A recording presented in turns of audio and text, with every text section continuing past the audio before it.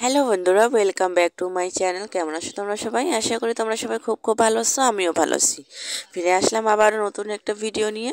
আজকে কোনো একটা ব্লগ ভিডিও হচ্ছে না, আর না কোনো বিয়ের ভিডিও হচ্ছে, না কোনো গানের ভিডিও হচ্ছে। আজকে আমি একটা ভিডিও নিয়ে এসেছি, একটা রেসিপির ভিডিও। তো আজকে আমি তোমাদের সাথে একটা রেসিপি শেয়ার করব, তো দেখতে থাকো তোমরা। আমি আজকে বেগুন পোড়া ভর্তা অন্য রকমভাবে করিয়ে দেখাবো তোমাদের। তো আশা করছি আজকের ভিডিওটা ভালো লাগবে। তো শুরু করছি আজকের ভিডিওটা। তো বন্ধুরা, এইখানে আমি একটা নিয়েছি বড় সাইজের একটা বেগুন, একটা গোল মটল একটা বেগুন নিয়েছি আমি। প্রথমে আমি বেগুনটার মধ্যে দিয়ে দেব সরষের তেল। সরষের তেল দিয়ে দেব। সরষের তেল দিয়ে সারা পুরো বেগুনের শরীরটা যে আছে, বেগুনের শরীরটা পুরো শরীরে কিন্তু আমি সরষের তেলটা ভালোভাবে মেখে নেব। ঠিক এইভাবে আমি সরষের তেল মেখে নিলাম।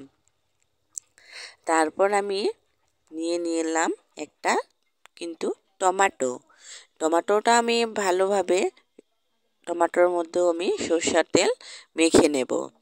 তো মাখানো হয়ে গেল টমাটো আর বেগুনের মধ্যে সরষের তেল।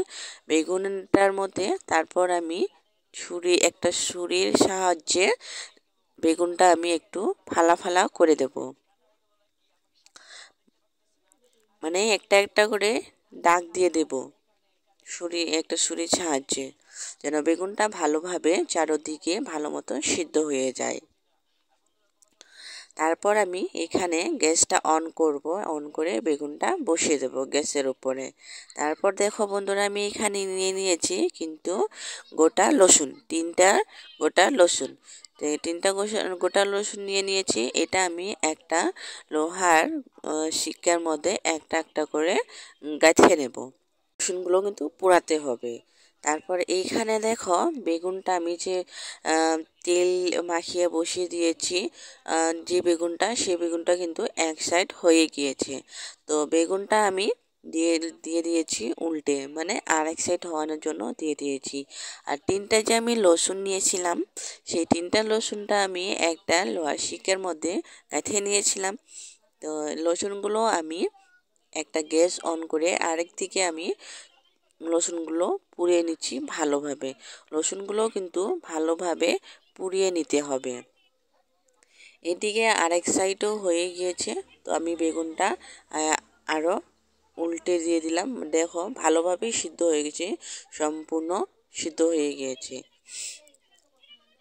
বেগুনটা ভালোভাবে সিদ্ধ হতে হবে, সম্পূর্ণ উল্টে উল্টে দিতে হবে যেন বেগুনটা একবারে ভালো মতো সিদ্ধ হয়ে যায়। তো ছুরির সাহায্যে বা কোনো কিছুর একটা চামচের সাহায্যে তোমরা বেগুনটা আগে ভালো করে একটা দাগ দিয়ে নেবে। তারপর দেখো বেগুনটা কিন্তু আমার পোড়ানো হয়ে গিয়েছে কিন্তু।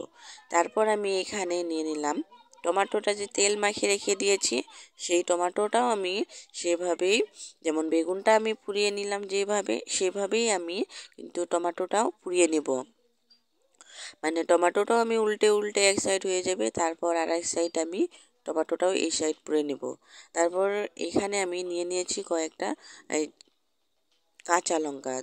তোমরা তোমাদের ইচ্ছা মতো নিয়ে নিও কাঁচা লঙ্কাটা। আমি একটু ঝাল খেতে বেশি ভালোবাসি, এই জন্য আমি অনেক কয়টাই লঙ্কা নিয়ে নিয়েছি। তারপরে এখানে বেগুন পোড়ানো হয়ে গেছে, বেগুনটা কিন্তু একটু ঠান্ডা হতে হবে। বেগুনটা একটু ঠান্ডা হয়ে গিয়েছে। তারপর আমি একটা গামলার মধ্যে নিয়ে নিলাম এক গ্লাস জল। তো জলের মধ্যে আমি বেগুন পোড়ানোটা দিয়ে দিয়েছি। বেগুনটা আমি পুরা ওগুলো ছুলিয়ে নেব। তারপর টমেটোর উপরে ছুলকাটাও ছুলিয়ে নেব। তারপর এইখানে কাঁচা লঙ্কা পোড়ানো হয়েছে। তারপর রসুনগুলো যে আমি পুড়িয়ে নিয়েছি, রসুনের খোসাগুলো আমি এখানে ছুলিয়ে নিয়েছি। তারপর এটা আমি ভালোভাবে মেখে নিলাম। তারপরে এখানে কিন্তু আমি কড়াই বসিয়ে দিয়েছি। কড়াইটা হিট হয়ে গিয়েছে। কড়াইয়ের মধ্যে দিয়ে দিয়েছি সরষের তেল। তারপর দিয়ে দিয়েছি একটা পেঁয়াজ কুচি দিয়ে দিয়েছি। পেঁয়াজটা কিন্তু একটু ভালো করে ভাজতে হবে। তারপর এখানে আমি দিয়ে দিলাম 1 চামচ হলুদ গুঁড়ো।